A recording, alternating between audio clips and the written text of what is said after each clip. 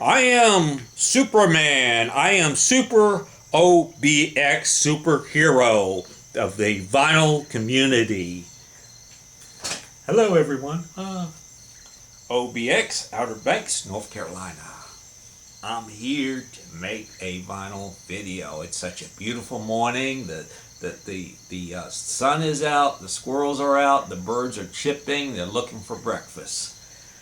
Um, Recently, I was fortunate enough to have this amazing find of this box of vinyl records, and this it contained about, I don't know, maybe about 40 records, and it's not your typical 60s, 70s, Steve Miller like an Igor, fly like an eagle, type of music that I grew up listening to, but a certain genre of music in the area of folk and traditional country, and some Christmas albums. A very cool find, and I decided to do like 3 or 4 separate videos on this box alone, and this is the first one. Um, I feel like I would be shortchanging what I want to say about these records by trying to do it in one long video, and it'll be long. So why not just break it up and do it that way? So the first items I picked out to display for this video is something called a format of vinyl called EPs. No, 33 and a thirds. They may be more referenced as EPs here, but 33 and a thirds was vinyl records that were not 12-inch, but more like 8, and they don't contain as many songs, up to maybe a 6 or 8, where traditional vinyl record, 12 up to 14. So these 3 items here is in the genre of earlier traditional country music, late 1940s, early 50s, when country music was being popularized, making its transformation from the farms, the rural areas, the West Virginia coal mines, even in some of the industrial areas, blue collar.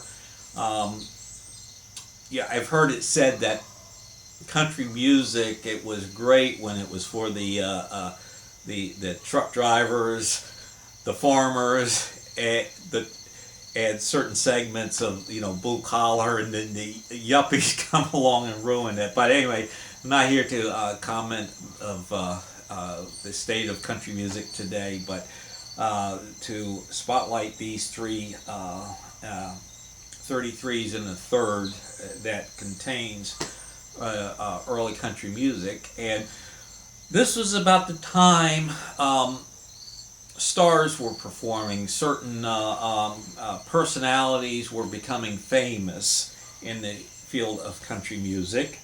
Names as Hank Snow, Hank Williams, a lot of Hanks, Hank Williams, Eddie Arnold, Minnie Pearl, Patsy Cline, of course. The list goes on. Kitty Wells, early, country music, and as it was becoming popularized, from the fields to the Grand Ole Opry stage to the Louisiana Hayride, okay? And the records, the 33 and the thirds here, I'm going to show each of them, but the first one is something called, by the Country All-Stars, String Dustin. The artwork on this is amazing.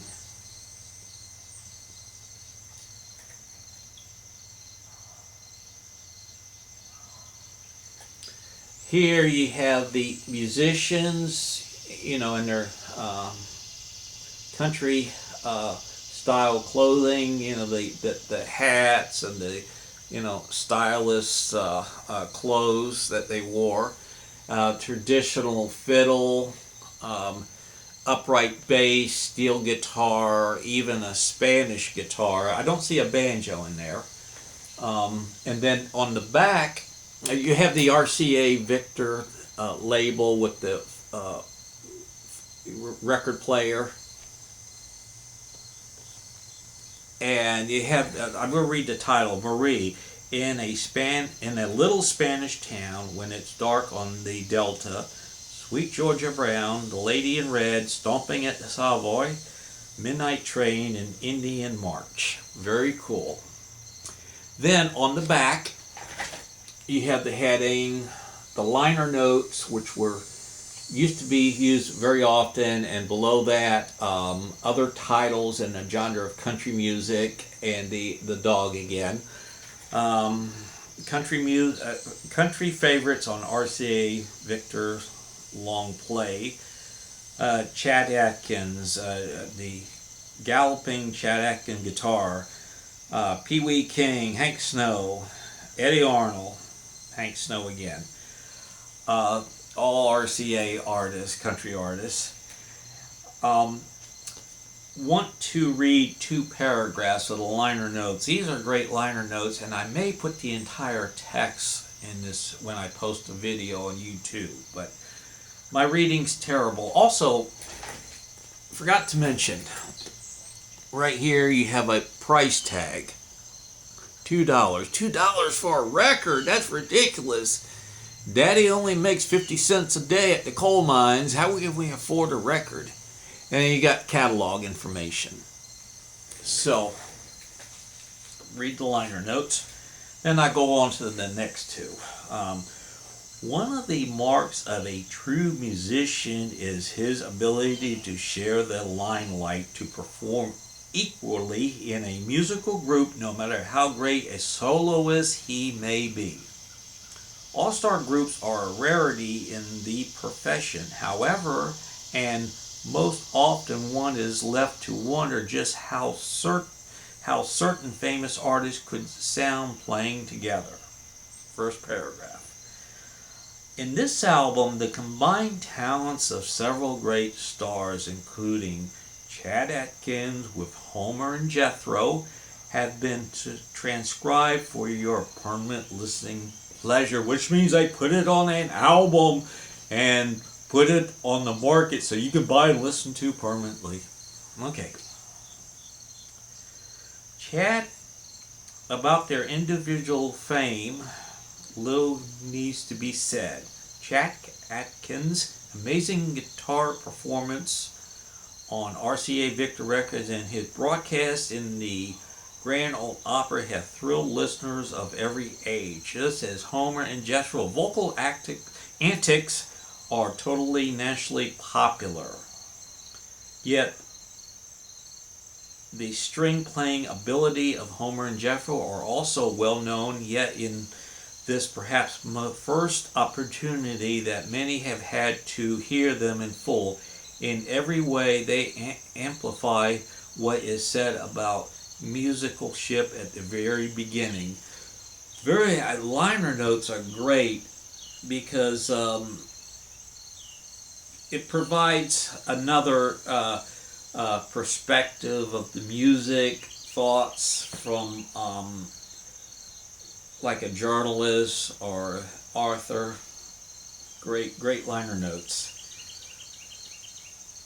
So that's one of them by the Country All-Stars, and I told you who was in there. And Homer and Jethro, I looked them up on the Wikipedia, and I hope I still got it here. Oh yeah, Homer and Jethro were the stage name of American country music duo Henry Hayes and Kenneth Burns, popular from the 1940s through the 60s on radio, television for their satire version of popular music known as the Making of Man's Hillbillies. They received a Grammy in 1959 and are among they're in the Country Music Hall of Fame. Now, the second EP. It's called Country and Western Caravan, 1954. Again, great artwork there. Head titles, liner notes, and bottom information. The great featured country artist on RCA, Victor Longplain. And you know, the groove and the dog there, and this also has the price tag. This recording is a live performance of these great artists: Hank Snow, Minnie Pearl, the Davis sisters, Chad Atkins, Betty Cody, Charlie Arthur, Hawkshaw Hawkins, Hall Lone Pine, Eddie Hill, Masters of Ceremony. So this was a caravan of country artists who, you know, traveled small towns. It was a package tour, and you know, they played to their audience. And I've only did a snippet of this recording, and it's really a, you know, what they call a hoedown. Yeehaw! Very fun to listen to, and you know, it puts you in a good mood. You know, it's cornball, but it's just great. I'm not going to read the liner notes here.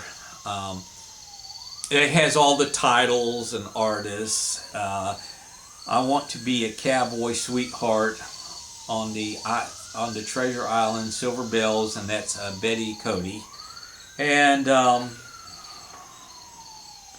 you know, it's live. It's not broken down by track to track. It's a good traditional country and western show on vinyl, and I love the old traditional artwork of the RCA dog. Very cool. And for these EPs, I mean 33s and a thirds, I'm showing. The covers are in great condition. The vinyl in great condition. They play great, and the sound is great. Oh, we got an ambulance. Okay, for the last one here, this is on the MGM label.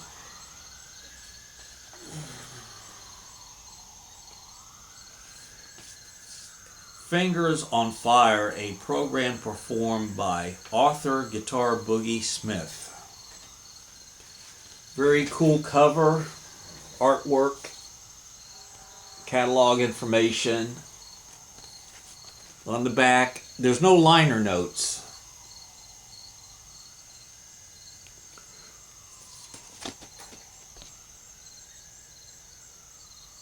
Very cool. No liner notes on the back, so some information. When not in use, keep the record in the container with the opening facing the back of the shelf cabinet. Well, that's what we've been doing all time. Distribution organization, EMI, Sales Service Limited. This is also an overseas pressing, made and printed in Great Britain. Fingers on Fire, a program by Arthur Guitar Boogie Smith with the Cracker Jacks.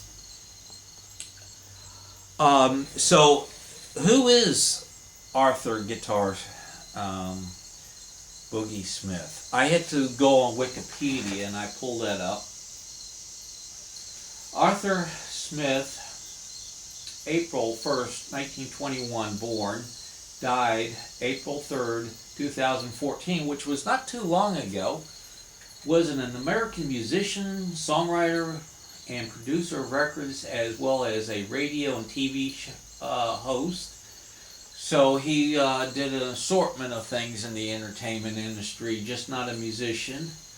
The Arthur Smith Show was the first nationally syndicated country music show on television, and moving to Charlottesville, North Carolina, Smith developed and ran his first commercially recording studio in the Southeast. Um, the song that earned him the Munker, Arthur Guitar Boogie Smith, to difference him from the Nashville fiddle of the 1930 Grand Ole Opry star, fiddle Arthur Smith. It was recorded by numerous musicians, including Tommy Manuel, and become known around the world. The renamed Guitar Boogie Shuffle, it became a rock and roll hit by Frank Vercher and the Verchers. I'm not sure if I'm even reading this right. Anyway, go to Wikipedia and look that up if you're interested. So these three 33s and a thirds, very cool. Very, very cool. Let me display them more like this. Get that right. Very, very, very cool. These are in great condition, great playing condition. The M1 has a bit of tape line here that was done on with the label in the factory. It wasn't tape that somebody later put on, but this is the way it was sold. And it's kind of coming off a little on the edges here, but it's still in great condition, very cool. And these are the peel-on labels. It's just not all as one. So I collect vinyl not as an investment or I worry about how much they are, but it is a aspect of it that is interesting, and the right collector would be looking for something like this for their collection. And oh man, they have that old. These are on, except for the import one. These two are on that heavy paper stock, which over times get a kind of a musky, attic smell. I love that smell. I can get high off of this. To close about this special box of vinyl records and the 3 items I just did this video on from that collection. This special box, okay, I went to this garage sale, and from the box I selected like 4 records from it. And it cost me like $4 or $1 each. And the guy said, for $20, I'll let you have the whole box. I got looking at it, I said, nothing else I'm interested in.